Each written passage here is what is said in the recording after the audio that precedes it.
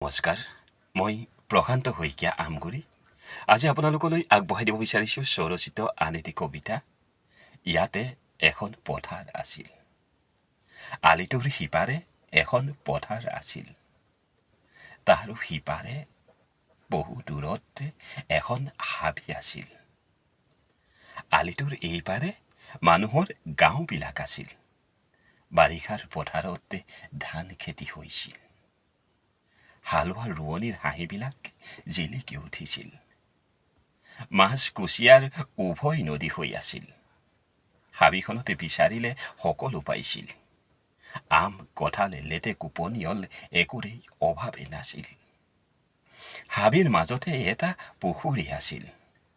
বিশ্বাস অবিশ্বাসৰ অলেখ কাহিনীৰে পৰিৱেশটো সদায় জয়াল হৈ আছিল। খৰালিৰ পথাৰত চিলা উৰিছিল। ফুটবল ক্ৰিকেট খেলাৰ প্ৰতিযোগিতা হৈছিল। এতিয়া পথাৰখনেই নাইকিয়া হ'ল।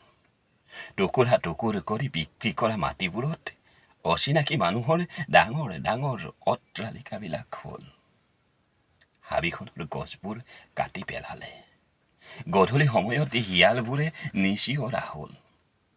জয়াল পুখুৰীটো লোককথাত পৰিণত হ'ল।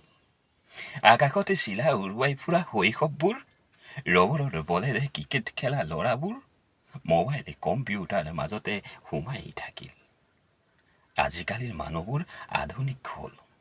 সাজ পোছাকে ঘৰ দুৱাৰবিলাকে পৰিষ্কাৰ হ'ল। অথচ জাত পাত উচ্চ নিচৰ কথাবোৰ এতিয়াও গুৰুত্বপূৰ্ণ হৈয়ে ৰ'ল। ধন্যবাদ।